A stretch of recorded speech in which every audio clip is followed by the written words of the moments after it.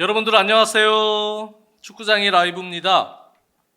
오늘은 화요일도 금요일도 아닌 월요일에 또 그것도 9시에 여러분들 찾아뵙습니다. 네, 날짜를 자주 바꿔서 죄송한데 당장 어제 리버풀이 프리미어리그 우승을 확정 지었기 때문에 조금 더 빠르게 거기에 대한 이야기 좀 해보는 시간 갖고, 그리고 바로 넘어가는 화요일에서 수요일 넘어가는 새벽에 또 챔피언스리그 준결승이 또 시작이 되기 때문에 그 두 경기에 대한 프리뷰도 한번 이야기해보는 시간 갖기 위해서 월요일 날 좀 빠르게 여러분들을 만나기로 했습니다.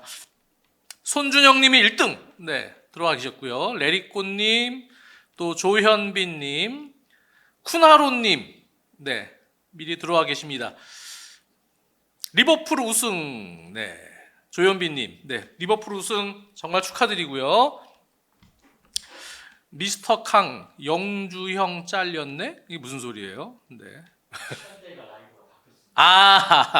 라이브가 바뀌었어. 그러면은 영주 라이브는 언제 하는 거예요? 내일 7시 합니다. 네, 영주 라이브는. 미스터 캉님, 또 주해피님, 재형님, 반갑습니다. 재형님, 리버풀 우승 행복한 코비입니다. 네, 진짜 저도 어제 스포티비 또 중계 끝나고 그 담당 PD가 조금만 더 계속 보겠습니다. 네, 현지에서 네, 뭐 우승 그 트로피 셀레브레이션이나 또 우승 퍼레이드는 이제 나중에 하겠지만 우승 퍼레이드는 그 5월 25일 그때로 예정돼 있어요. 그렇지만 이제 어제 우승이 확정이 됐기 때문에 그것도 홈 안필드였습니다. 그래서 그 우승의 기쁨을 나누는 그런 분위기를 어제 계속 또 그 현지에서 팔로우를 했기 때문에 이쪽 중계하는 팀에서도 계속 끊지 않고 그거를 이제 보여줬어요. 네.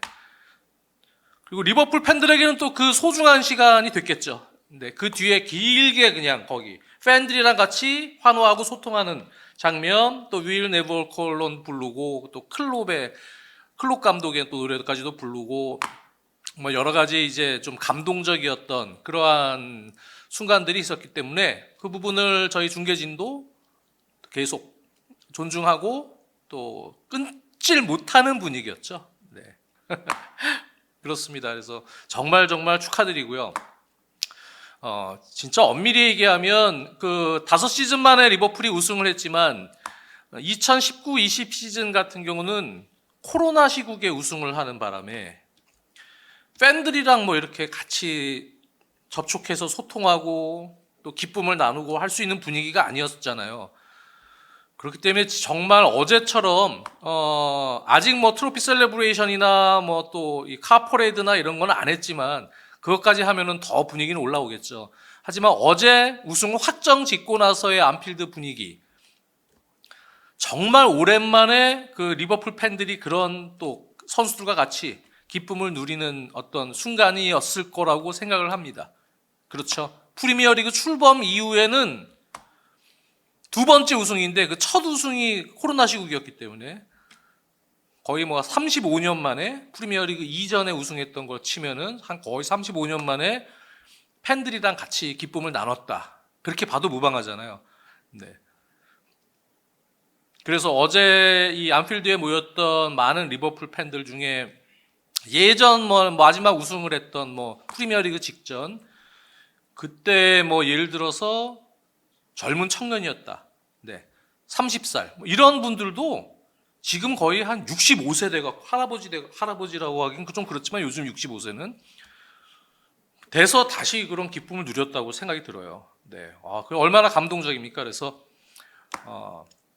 어제 저도 중계를 하면서 뭐 항상 저는 물론 첼시를 응원하는 팬이지만 다른 팀들의 우승 순간에 같이 이제 그 팬들의 어떤 느낌을 간접적으로라도 이렇게 느껴보면 참 그런 것 때문에 그 팬들이 계속 있는 것 같아요. 네. 그런 한순간. 선수들도 마찬가지지만, 네. 그렇습니다. 올 시즌에 결국 25승 7무 2패의 성적으로 5시즌 만에 우승을 확정을 지었습니다. 그것도 슬롯 감독 첫 시즌인데 대단하죠? 네.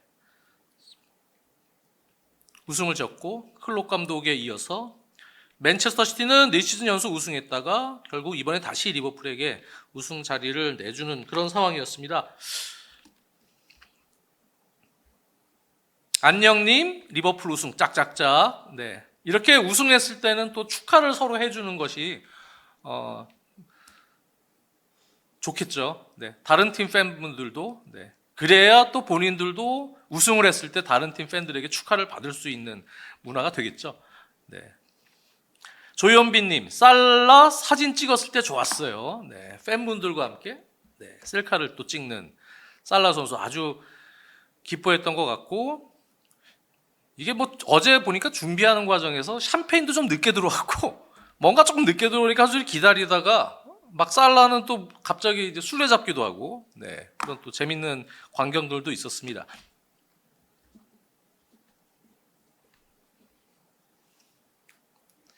영주 형의 트래블, 찬우 형의 더블 어디가 보고 싶나요? 그거는 이제 좀 이따가 챔피언스리그 프리뷰할 때 좀 또 얘기를 하도록 하고요.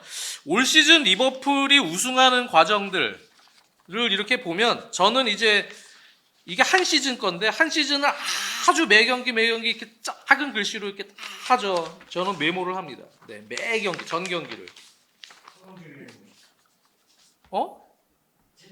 채팅에 영주가 왔다고? 아 그래요? 소영주 또 영주 TV 리버풀 바르셀로나 축하합니다. 네, 바르셀로나는 또 코파델레이를 아주 극적으로 또 우승을 했고요. 첼시도 그냥 5위 기록 중인 거 축하합니다. 고마워요. 5위면 챔스 가는 거야. 영주야. 난 기뻐요, 그러면. 네. 영주가 또 들어왔어요. 제가 이제 매 경기 이렇게 이게 한 시즌 건데, 그래서 제가 20시즌이 다 정리가 돼 있어요. 모든 팀이. 그래서 올 시즌을 정리를 할 때는 제가 팀별로 이걸 한번 쫙 봐요. 경기마다의 어떤 포인트들, 또 어떤 요약본, 그다음에 기록, 스탯 뭐 이런 것들이 이제 다 또 전술적인 어떤 변화 이런 것들이 이제 저는 옛날 사람이라 다 이거 수기로 메모를 합니다. 근데 올 시즌을 이렇게 보면 중간중간에 물론 이제 올 시즌 리버풀이 이번에 이제 재계약에 성공한 2년 재계약이죠. 재계약에 성공한 이제 반다이크와 살라 그러한 어떤 베테랑 축을 중심으로 해서 그 두 선수가 또 제일 잘했죠. 네. 두 선수가 제일 뭐 혁혁한 공을 세웠다 이렇게 볼 수도 있겠지만 그리고 그 외에 뭐 또 허리라인에 있는 산미들 잘했어요. 다 맥칼리스터, 뭐 흐라벤베르 잘했지만 요소 중간중간에 제가 이렇게 경기들을 보잖아요. 그러면은 고비도 없었던 건 아니에요. 고비들이 좀 있는데 그런 고비 때마다 교대로 선수들이 이렇게 딱 팀을 또 이렇게 구해내는 또 맹활약을 했던 경기들이 있어요. 예를 들면 뭐 10월이다. 첼시전 2대1로 이겼던 경기인데 그 경기는 뭐 예를 들어서 그 경기는 커티스 존스가 선발로 나왔는데 커티스 존스가 엄청나게 잘했어요.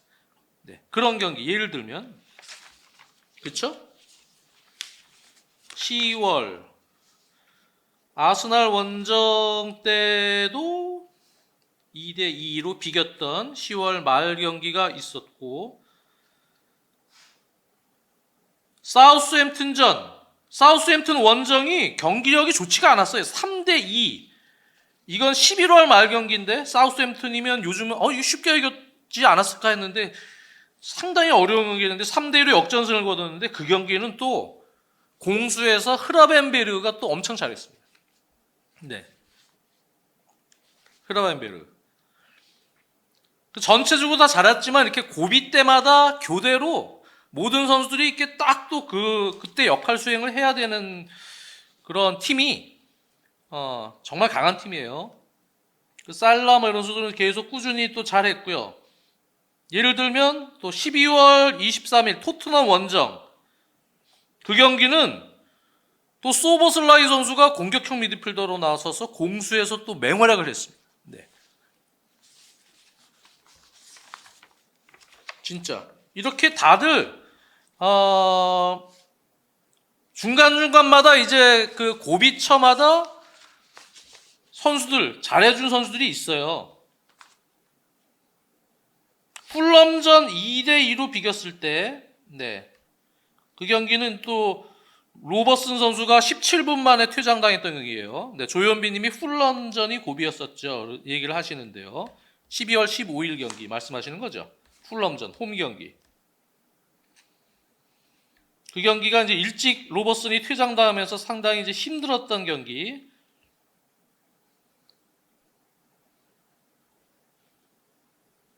그런데도 이제 그런 고비들을 잘 넘겨야 됩니다. 네. 그러면서 분위기를 끌고 왔기 때문에 결국은 우승까지 갈 수 있는 그런 바탕이 됐던 거고요. 그리고 여러모로 이제 사실 시즌 초만 해도 살라님 퇴장당하고 더 잘한 경기요? 네, 하는데요. 샤상님, 안토니 로빈슨한테 탈탈 털린 경기. 그렇죠. 로빈슨한테 엄청나게 어시스트 2개인가 주지 않았나요? 그때? 로빈슨한테. 그렇죠. 네. 노팅엄전도 쉽지 않았고 첫 번째 경기는 첫 패배를 당할 때 노팅엄에게 0대1로 졌죠. 네, 그 경기가 A매치 뛰고 소화하고 와서 체력적으로 이제 선수들이 여유가 좀 없는 상황이었어요. 그 상황에서 체력적으로 좀 저하가 된 상황. 밀집 수비에 대한 파해법이 상당히 부족했던 경기였습니다. 그게 이제 4라운드 노팅엄전. 그 경기 무득점했어요. 그 이후부터는 리그에서 다 득점을 했는데 그 경기가 이제 무득점이었어요. 0대1로 졌던 경기 말씀을 하시는데요. 노팅엄.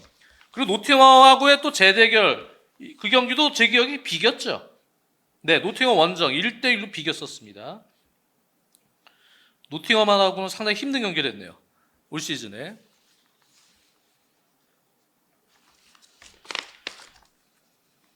전체적으로 보면은 그렇게 이제 A매치 이후에 뭐 노팅엄전 때 패했던 그 경기도 그렇지만 시즌 초에 이제 선수 보강이 확실하게 없었던 그런 리버풀에 대해서 이제 걱정하는 팬분들도 많았죠. 네. 그렇지만 이제 다른 변수가 있는 팀들을 고려했을 때 그래도 무게감, 조직력, 여러 가지 이제 그 예전에 했던 패턴 이런 게 이제 안정적으로 갈 수 있는 팀. 저는 리버풀로 봤고, 저는 시즌 전 순위 예측은 리버풀을 3위로 예측을 했어요. 사실 맨시티가 그렇게 완전 망할 줄은 몰랐었고요. 아스날이 그래도 공수 밸런스에서 힘이 있을 것이다. 2위까지는 보고 그 2위 경쟁을 리버풀과 같이 할 가능성이 높다. 그렇게 예상을 했고, 첼시가 4위까지는 할 수도 있을 것이다. 아마 그렇게 예상을 했는데, 근데 이제 맨시티는 추락을 해버렸고요. 그리고 리버풀이 시즌 전에 아마 리버풀 팬들도 리버풀이 3위 할 수 있을까? 또는 1위 할 수 있을까? 생각하셨던 분들이 있나요? 쉽지 않았을 거예요. 그런 생각을 하기가. 왜? 보강이 없었기 때문에. 그러다 보니까 이제 스쿼드의 뎁스라고 해야 되죠. 그런 것들이 뭐 A매치 쉽기 이후나 또는 빡빡한 컵 대회가 같이 병행되는 그 일정이 됐을 때 과연 이 팀이 장기 레이스에서 버틸 수 있을까?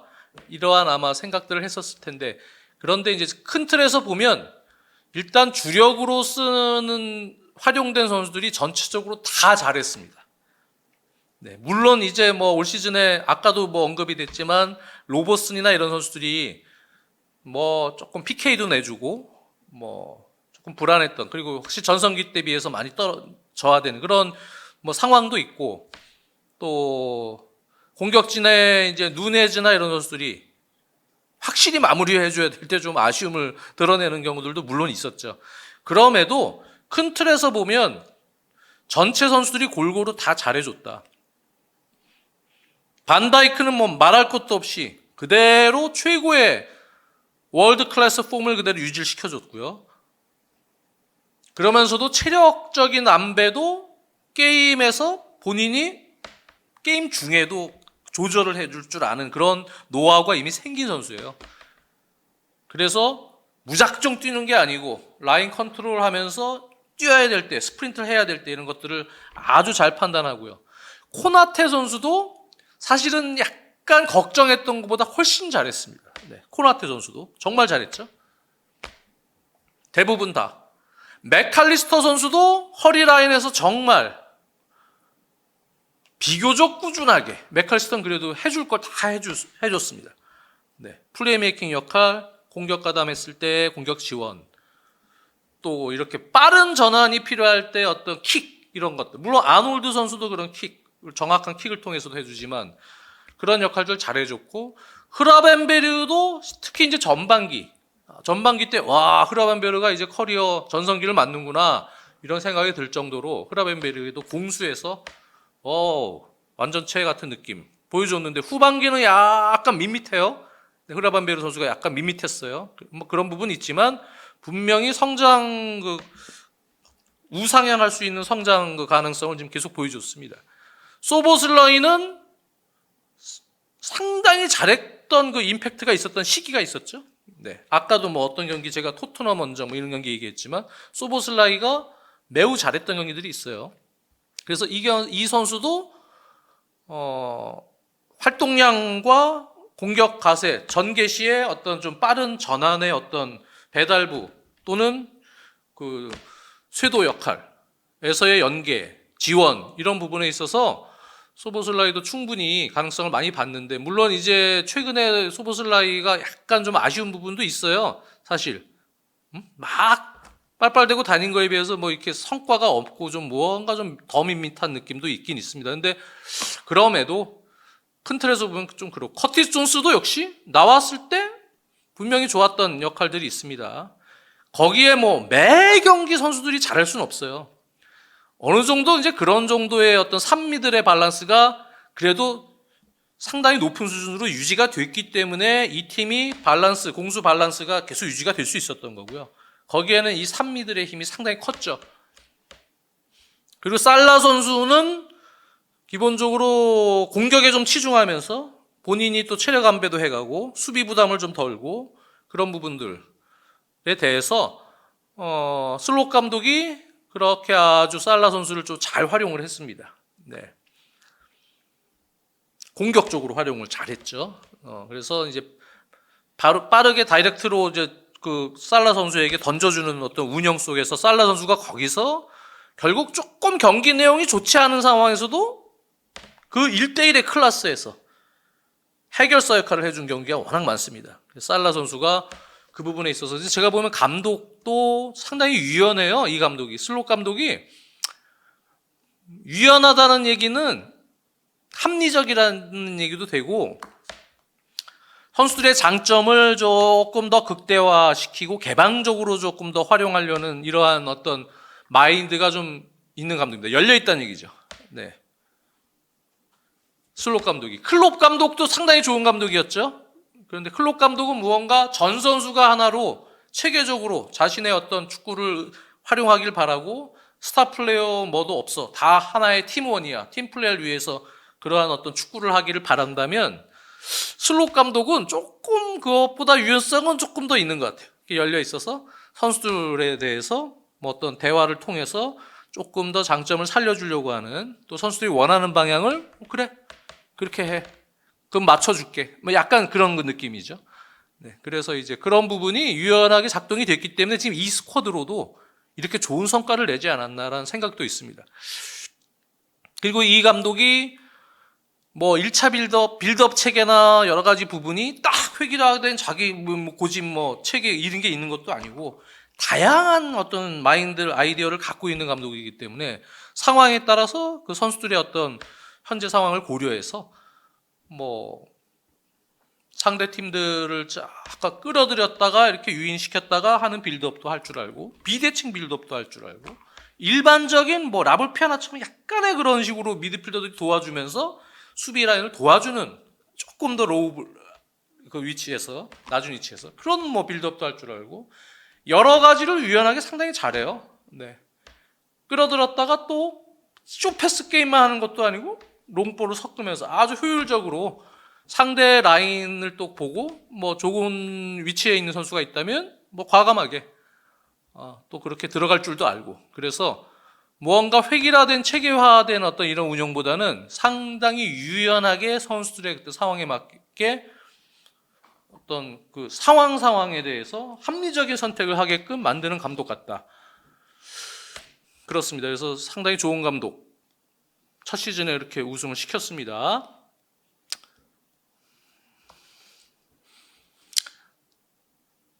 많이 또 들어오셨네요. 그루브님, 또 간다고님, 텐더니스님, 리님, 살라님, 키키님, 스와니님 많이 들어오셨습니다. 슬롯이 그루브님, 슬롯이 네덜란드에서는 잘했다고는 하지만 빅리그 경험이 없던 감독이기도 했는데 선수 보강도 없었기 때문에 챔스만 가도 성공인 시즌이라고 생각하긴 했죠, 진짜. 네. 간다고님, 리빙님, 이번 시즌 아스날 리버풀 우승한다고 했어요. 로드리 정확하게 부상 위험까지 맞춤. 오, 리빙님이 그랬어요? 훌륭하신 분이네. 그걸 어떻게 맞춰? 부상까지? 텐더니스님, 미드필더진이 너무 좋음. 네, 그렇죠? 키키님, 소보는 좋게 말하면 이타적이랄까? 네. 수아미님, 위원님이 이 시점에서 평가하실 때 리버풀의 1번 보강 포인트는 어디인가요? 제가 중계준에도 언급 얘기했지만 이번에 그 맨체스터 시티의 추락을 보면서 또 하나의 교훈을 얻었어요. 소 잃고 외양간 고치면 안 된다. 네. 한창 좋았을 때 그때 수리를 들어가야 돼요. 네. 그래야 좋은 팀이 되는 것 같습니다. 한창 좋았을 때를 만끽하고 즐기면 떨어지는 일만 남는 거예요. 그 좋았던 흐름을 그대로 유지시켜주는 게 제일 힘든 거예요. 정상의 위치에서도 그 정상의 위치를 유지하는 게 제일 힘든 것 같고, 그렇죠? 그러려면 계속 끊임없는 보강 노력을 통해서 그 팀을 더 단단하게 만들어야 되는데 지금이 리버풀이 우승을 했지만 그 시점이다. 그래서 여름에 지금 1번 보강 포인트는 어딘가요? 말씀을 해주시면 영입을 해야 된다. 일단 스쿼드 뎁스를 강화시켜야 된다. 네. 그리고 역시 살라, 반다이크 이런 선수들이 재계약을 하고 팀을 지켜주는 그 시기 영원히 갈 수는 없기 때문에 부분적, 점진적 세대 교체를 할 수 있게끔 공격진 또 센터백 라인 다 보강이 되어야겠죠. 또 최전방에 누네스가 실망스러운 약간 그런 시즌 보냈기 때문에 조금 더 결정력 있고 골을 더 넣어주면서 다음 시즌에 살라가 올 시즌만큼 또 이렇게 많은 골과 공격 포인트를 올린다면 보장이 없잖아요. 그걸 또 보존해 줄 수 있는 공격수의 영입도 필요할 것 같고요. 그리고 풀백들 역시 마찬가지입니다. 네, 보강이 있어야겠죠. 로버스는 이제 확실히 좀 저하되는 것 같고 치미카스는 뭔가 좀 확실히 신뢰가 안 가고 그렇죠? 왼쪽 수비 그러니까 그쪽 왼쪽 수비 오른쪽은 아놀드가 떠날지 안 떠날지는 아직 확정적이진 않지만 어쨌든 거기도 보강이 돼야겠죠. 네.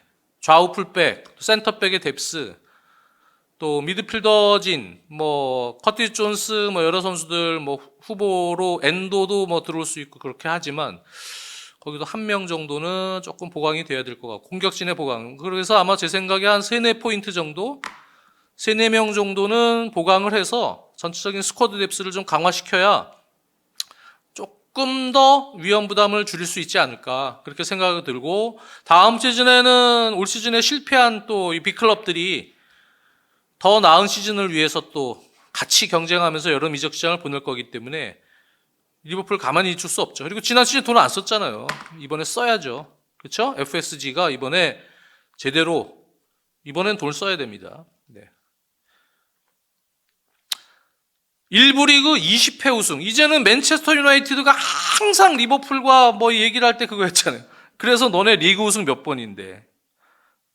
그 하나 차이로 네, 리버풀이 맨유보다 적었기 때문에 그랬지만 이제는 같아졌잖아요. 네.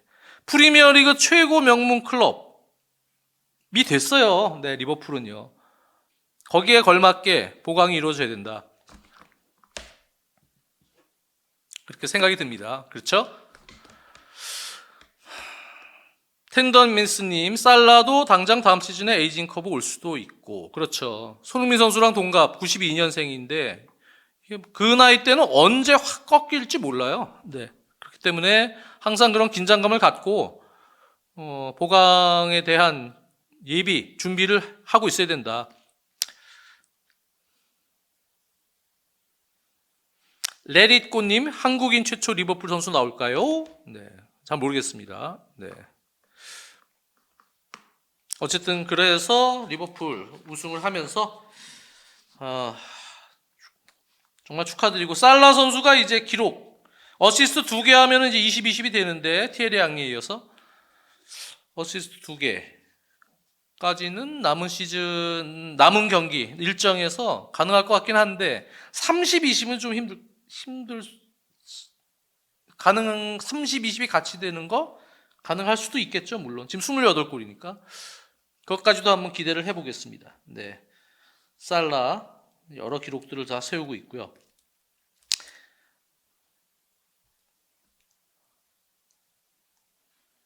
모하메드 살라님이 걱정 마세요. 돈 푼대요. 폴 조이스가 이야기했으니 푼다는 이야기. 네.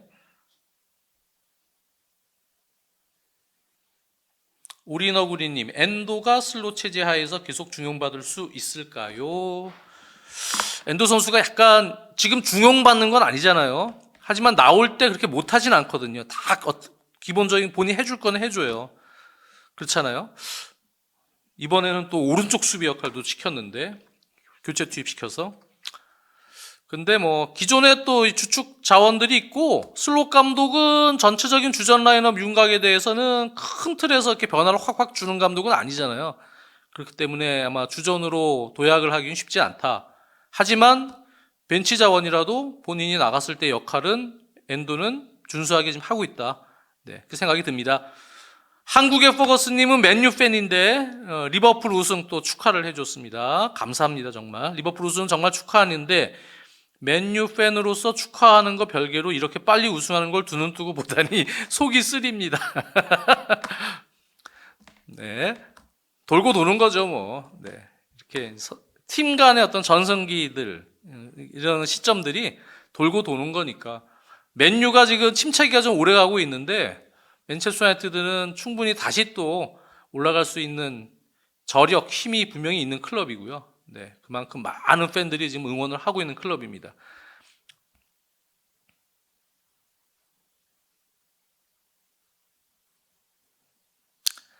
백업으론 엔도가 나쁘진 않은데 라고 이제 얘기하시는 분들. 근데 아무래도 이제 계속 주전으로 중용받고 싶어하는, 또 그 선수를 응원하는 팬들은 또 그러길 바라겠죠. 네. 어쨌든 그렇습니다. 그래서 남은 일정 첼시 원정, 아스날전, 브라이튼 원정, 크리스탈 팰리스전이 있어요. 네. 다음 경기는 이제 첼시 원정인데, 리저브에서 선수들을 11명으로 꾸렸으면 좋겠습니다. 네. 우승했으니까. 그리고 나머지는 이제 한 경기 정도 쉬고요. 1군 선수들은. 네. 그랬으면 좋겠네요.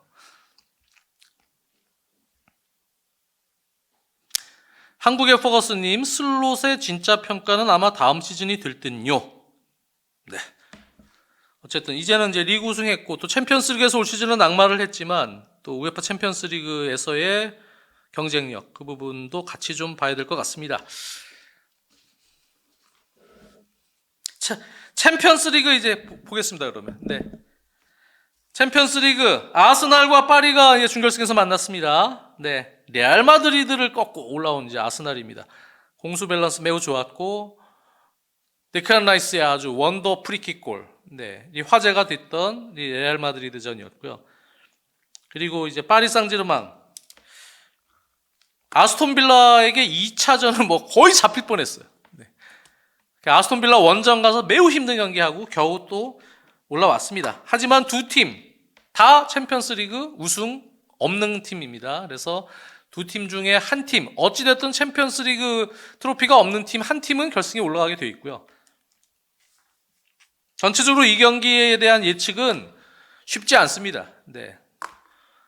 저도 여기다가 뭐 배팅을 하라 그러면 안 걸 거예요. 네. 그만큼 모르겠어요. 네.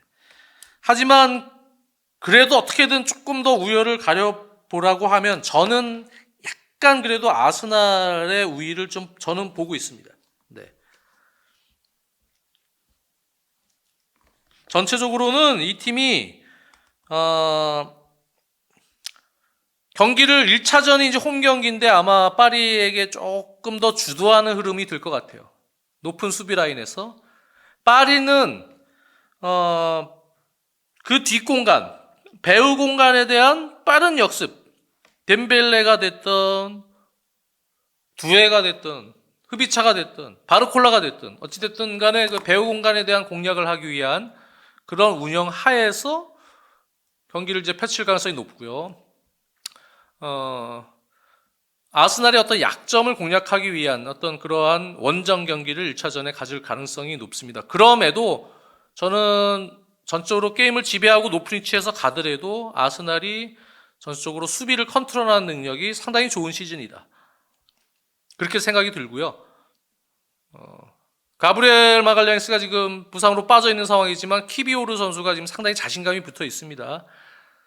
살리바 선수가 오히려 지난 경기 막 실책하고 그런 어처구니 없는 실책하고 이런 상황이 있는데 그런 집중력, 네. 리그 경기 얘기한 거예요. 집중력에 대한 부분을 아마 이 챔피언스 리그 때는 그 아스날 선수들이 상당히 높은 집중력을 갖고 이제 나올 가능성이 높고요. 문제는 이제 1차전 때 파티 선수가 징계로 못 나오기 때문에 이 파티의 공백, 허리라인에서의 이제 수비 전환될 때 밸런스나 허리라인에서 중앙에서의 중원 싸움에 있어서 파티의 공백이 좀 커 보이긴 합니다. 그걸 이제 어떻게 메울 것이냐. 미켈 메리노 선수가 또 출장할 수 있겠느냐. 네. 지금 약간 나올지 안 나올지 아직 출장 여부가 확실치는 않습니다. 그래서 나온다면 미켈 메리노를 미드필더로 써도 되니까, 네. 써서 데칸 라이스를 6번 롤을 맡기는 상황이 될 수도 있지만 그렇게 될 경우에 역시 데칸 라이스의 어떤 박스 투 박스 공격 가담 능력 횟수가 조금 적어질 수가 있고요. 최근에 데칸 라이스가 슈팅이 정말 좋아요. 슈팅이. 네. 프리킥을 뭐 여러분들 보셨지만 슈팅도 되게 좋아요. 그래서 그걸 조금 더 활용하려면 조금 더 변칙적인 홀딩이 또 기용될 가능성도 있어요. 네. 메리노 선수의 폼이 좋지 않으면 기용하기가 허리라인에 그렇게 메잘라처럼 기용하기가 쉽지는 않기 때문에 그래서 그런 변수들이 있습니다. 그렇게 될 경우에는 뭐 만약에 메리노 선수까지도 좋지 않다. 그러면 이제 조금 스쿼드 구성하기에 어려움이 있겠죠. 네. 트로사르 선수가 물론 전방 공격수로 뛸 수 있겠지만 메리노 선수가 요즘에 전방에 공격수처럼 나왔을 때 여러 가지 미드필더를 도와주는 운영, 최전방에서 공격수로 해줘야 될 능력 이런 걸 많이 그래도 조금 최근엔 잘 보여줬기 때문에 아무래도 트로사르가 있을 때보다는 조금 더 좋은 상황이었는데 그렇지 못할 상황이라면 역시 트로사르가 또 나올 수도 있고요. 사카는 뭐 그대로 나오고 마르티넬리랑 어쩐 그런 상황에서 아마 1차전 운영이 될 것 같습니다. 반면에 이제 지금 아스날 같은 경우는 주중에 팰리스전을 치르고 6일 정도 휴식 이후의 경기예요. 네. 그래서 체력적으로는 아마 큰 문제는 없을 것으로 보이고 오히려 지금 파리 생제르맹이 휴식일이 좀 적어요. 네.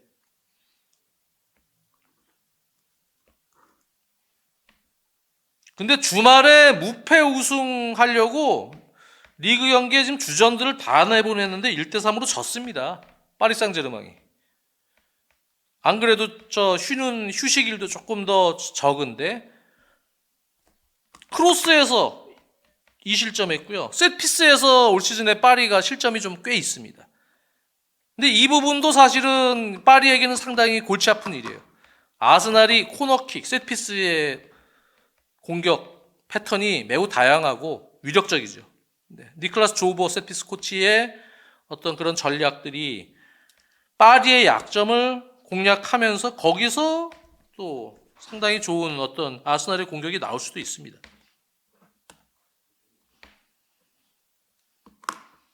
그리고 아스날이 수비 밸런스를 조금 높은 위치에서 경기를 주도하면서 가더라도 역습을 잘 허용하지 않고 지연을 해줄 수 있는 압박들이 전방에서 뭐 웨드고르나 이런 선수들이 같이 공격진들과 압박을 도와주면서 지연을 시켜주고 들어오면 파리 같은 경우는 이제 내려서서 아스날이 내려섰을 때 수비 블록이 상당히 좋은 팀입니다. 수비 조직력이. 근데 안 그래도 파리는 조금 내려서 공간이 없는 팀 상대할 때 고전은 하는 경우가 많아요. 그러면 또 지공 상황에서 파리가 공격하게 되면 파리의 어떤 공격 파괴력이 그렇게 위력적일 것 같지는 않습니다. 이제 그런 부분도 전체적으로는 공격의 어떤 순간 파괴력, 득점력 이런 부분은 파리의 현재 윙포워드 이선자원 공격진이 조금 날 수 있어요. 네, 물론 아스날의 부카요 사카나 이런 선수도 있긴 하지만 다른 선수들 다 통틀어서 봤을 때는 하지만 전체적인 흐름상 1차전과 2차전의 경기 흐름을 유출을 해보면 역시 아스날이 그렇게 공간을 주지 않고 지연하고 내려와서 수비 조직을 갖췄을 때 파리의 어떤 파괴력이 크게 발현되기는 쉽지 않을 것이다. 그래서 결국은 1, 2차전 합계 시속 게임으로 갈 가능성이 높은데 저는 거기서 결국 종국에는 수비 밸런스가 좋은 팀이 하나 차이, 한 골 차이로 그래도 올라가지 않을까. 그렇게 우려를 조금 두는 거고요. 근데 어떻게 될지 모르겠습니다.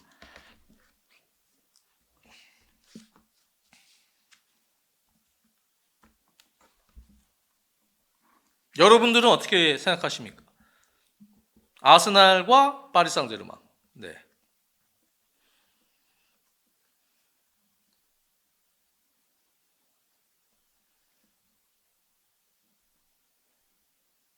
모르겠어요?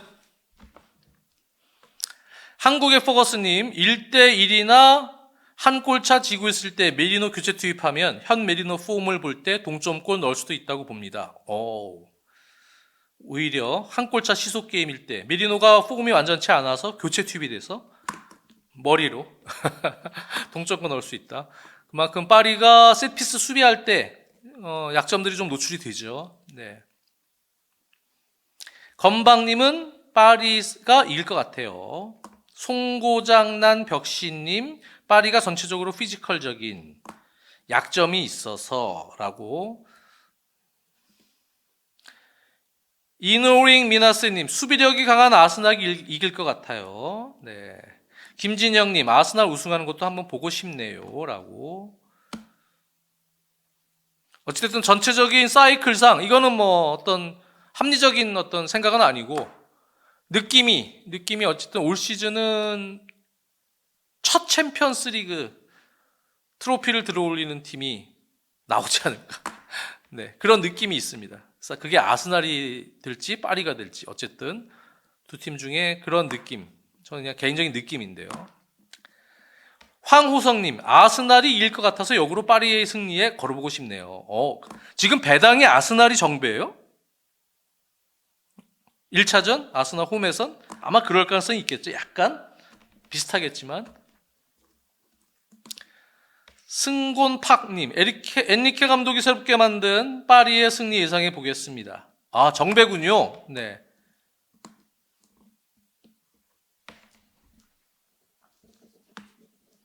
어쨌든 1차전 결과가 매우 중요할 것 같습니다. 아스날이 1차전 홈인데 올 시즌의 리그 페이지에서 아스날이 이미 파리를 2대0으로 한번 잡은 적이 있어요. 네. 김진영 님이 지금 말씀해 주셨지만, 네. 2대0으로 이제 이겼었습니다. 아마 그런 자신감도 좀 있을 수는 있겠네요. 자, 다음 경기. 바르셀로나랑 인터밀란. 네. 영주하고 찬우. 네. 맞대결.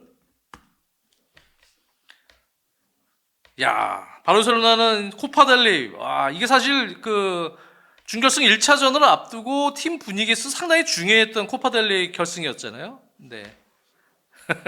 황호선님 노인 더비. 네. 그 코파델리 연장 끝에 레알 마드리드에게 3대2로 승리를 거뒀습니다. 라민 야말 선수가 또 2개 어시스트를 기록하면서 네. 팀을 또 분위기를 완전히 올리는데 큰 역할을 했고요. 그 우승을 통해서 트래블에 이제 도전하게 된 또 바르셀로나가 되겠습니다. 문제는 이제 레반도프스키가 1차전에 못 나온다는 얘기인데 2차전은 어쩌면 나올 것 같은 분위기인데요. 레반도프스키가 없는 이런 상황에서 과연 어떻게 1차전을 운영할 것이냐. 1차전이 바르셀로나 홈이군요. 거기서 인터밀란이 레반도프스키가 빠진 바르셀로나에게 버틸 수 있으면, 그러면 이제 2차전은 조금 더 홈에서 역시 왕성한 압박, 또 뒷공간, 다이렉트한 전환을 통해서 인터밀란이 아마 상당히 강한 그런 경쟁력을 보일 가능성이 있습니다. 첫 경기가 중요하겠군요.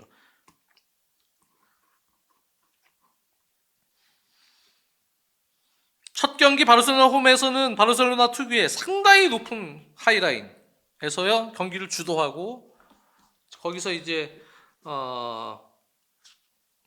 공격에서 이제 마무리가 돼야 결국 또 다시 수비가 정비가 될 텐데, 요즘에는 전체적인 전반전의 어떤 운영에 비해서 후반전 가서 바르셀로나가 전체적인 팀 에너지가 저하되면서, 팀 에너지가 저하됨에도 불구하고 높은 수비 라인은 그대로 유지를 할 때 리스크들이 발생을 하는 경우들이 있어요. 그럴 때 이제 상대가 빌드업을 풀을 거서 바로 다이렉트하게 뒷공간을 노린다던가 하는 이제 그러한 상황들이 이제 발생이 됩니다. 그런 상황에서 결국은 눌러놓고 공격할 때 득점을 만들 수 있는 어떤 공격 패턴이 필요한데, 레반도프스키가 빠져있기 때문에 뭐 페란 토레스나 이런 선수들이 전방에 들어갈 수 있겠지만 공격 방법에 있어서의 성향이 완전히 달라지기 때문에, 레반도프스키가 이렇게 수비를 달아주면서 달고 들어오면서 연계해주고 하피냐와의 어떤 그 중앙과 왼쪽 사이에서의 연계 플레이, 이런 것들이 살아줘야, 그래야 하피냐 선수도 같이 시너지 효과를 낼 수가 있습니다. 근데 이제 전체적으로는 레반도프스키의 공백, 이게 저는 개인적으로 볼 땐 생각보다 크다. 그런 부분이 오히려 인터밀란에게 전적인 흐름상 역습을 또 맞을 위험성도 충분히 내포하고 있다. 그렇게 생각이 들고요. 인터밀란은 바르셀로나가 1차전의 경기를 주도하는 그런 높은 수비 라인의 운영을 같이 병행을 할 때 5-3-2 형태, 특유의 5-3-2 형태를 유지하겠죠. 거기서 수비를 할 텐데, 사실 5-3-2의 수비 조직력이 내려서서 상당히 좋아요, 인터밀란이. 근데 그런 팀하고 할 때 이제 특히 제가 중계 중에도 항상 얘기하지만 5-3-2 같은 구조는 어디가 취약합니까? 얼리 크로스 공간이 취약합니다. 얼리 크로스. 3백을 쓰는 팀들에 얘기할 때 제가 그 얘기를 해설 중에 많이 하는데, 얼리 크로스 공간이 그대로 이제 사이드 쪽을 내주기 때문에, 3미들이기 때문에 순간적으로 거기서 레반도프스키가 바르셀로나에 있다면 요거는 상당히 큰 힘이 됐었을 거예요. 레반도프스키가 거기서 결정타를 발휘해 줄 수 있는 운영도 되기 때문에 그 부분도 사실은 좀 아쉽죠. 레알 입장에서는, 바르셀로나 입장에서는. 반면에 이제 인터밀란은 그러한 5-3-2 형태에서 소유권을 얻으면 윙백들 또는 뒷공간, 튀람이나 이런 선수들을 통해서 바로 한 번에 배우 어떤 역습을 감행하는 운영이 되겠죠. 한번 아니면 중앙 거쳤다가 윙백 들어가면 사이드 전대에서 크로스를 통해서 카운터를 매기고, 또 거기서 이제 상대 수비가 막아내면 이제 셋피스에서 찬스를 잡아서 거기서 또 하나를 해준다든가, 이런 운영이 이제 돼야 되는데, 최근에 인터밀란이 글쎄요, 최근 경기에서 공격이 전체적으로 좀 좋지가 않네요. 공격 파괴력이 최근 경기에서 리그랑 코파 이탈리아, 밀란전, AC 밀란전까지 3경기 연속 득점이 없거든요. 물론 이제 타이밍상 요때 지금 같은 경기 때 득점이 나올 확률은 있는데, 지금 이 흐름이 그렇게 지금 공격 파괴력 폼이 좋은 단계는 아닙니다, 인터밀란이. 그렇기 때문에 1차전에 바르셀로나에게 원정 가서 득점을 못하고 만약에 지고 또 2골 차 정도, 예를 들어서 지고 홈으로 오면 그때는 이제 힘들다고 봅니다. 쉽지는 않다고 생각이 들고요. 공격적으로 나섰을 때 인터밀란도 상당히 수비 라인 높고 공격적으로 운영할 수 있는 팀이에요. 거기서 다이렉트한 또 공격들도 잘하고, 빌드업도 상당히 유연하게, 시모네 인자기 감독이 또 상당히 유연한 빌드업을 잘합니다. 압박도 잘 풀고 이런 식으로 이제 들어올 수는 있어요. 그럼에도 뒤지고 있는 상황에서 분위기를 바꾸려고 공격적으로 나서는 운영에 있어서는 역시 인터밀란도 역습을 당할 확률이 상당히 높습니다. 그렇기 때문에 결국은 1차전 바르셀로나 원정 갔을 때 인터밀란은 어떻게든 버텨서 거기서 지지 않고 홈으로 올 수 있어야 되죠. 네. 그리고 나서 홈에서도 그래야 실리적으로 챔피언스리그에서 어쨌든 수비 조직력, 수비 실점은 제일 적은 팀 중에 하나이기 때문에 인터밀란이 그걸로 버티고 2차전에서 실리적인 결과를 통해서 결국은 한 골 승부에서 결승으로 갈 수 있는 힘을 이제 얻어야 될 것 같습니다. 네.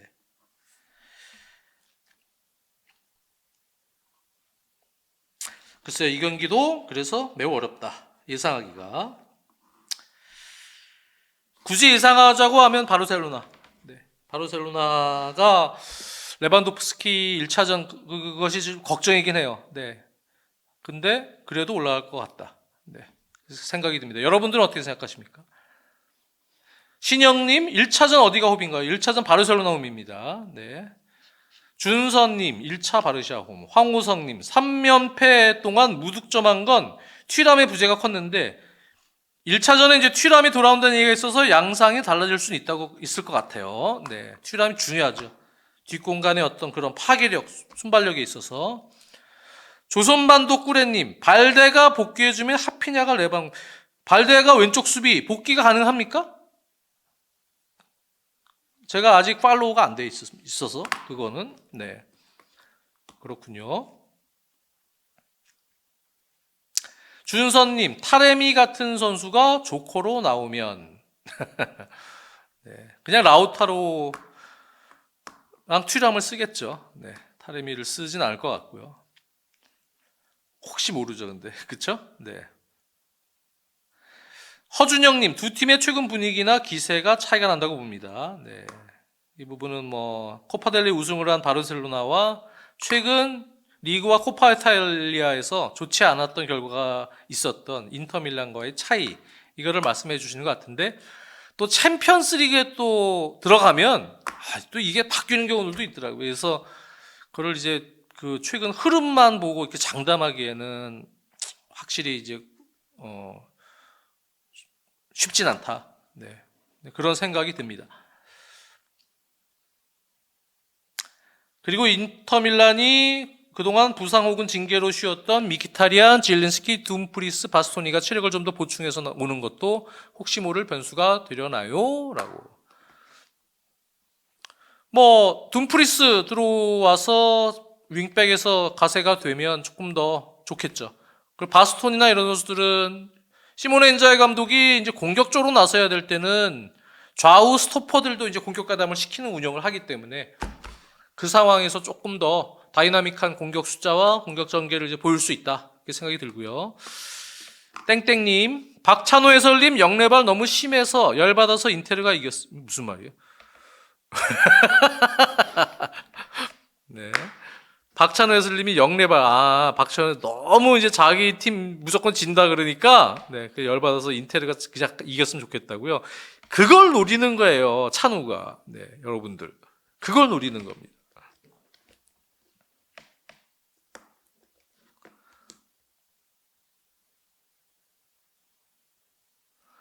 박찬호 위원은 7대3 정도로 바르셀로나가 이길 거라고 했어요. 네.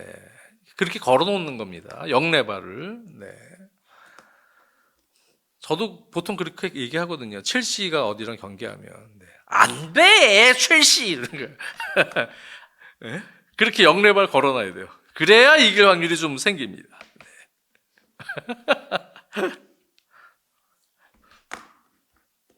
네. 여러분들 그 친구들 중에도 아마 뭐 아스날 팬이던 뭐 토트넘 팬이던 뭐 어디 팬이던 있을 거 아닙니까? 그 보통 친구들 뭐라 그래요? 엄살 많이 피우죠. 맨날 징징대고, 누구 욕하고, 안 돼! 이 새끼들 다 갈아버려야 돼! 맨날 그러잖아요. 네. 속마음은 팬들은 그 반대 영레발을 항상 생각하고 있다. 네. 그렇게 이해하시면 되죠.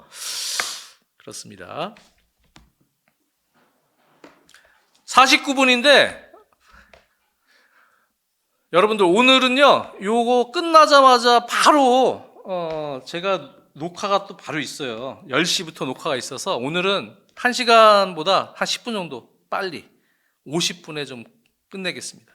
네. 여러분들 좀 이해를 해주시고, 네. 이번 주는 이제 챔피언스 리그, 네. 준결승에 대한 이야기로 또 꽃을 피워보도록 하겠습니다. 여러분들 너무 또 감사하고요. 항상, 네. 또 건강하시고, 요새 날씨 좋잖아요. 네. 날씨 좋을 때 한번 이렇게 가족들이랑 나들이도 좀, 또는 친구들이랑 또는 애인이랑 나들이 한번 또 할 수 있는 그런 여유도 찾기를 바라겠습니다. 다음 시간에 뵐게요. 안녕.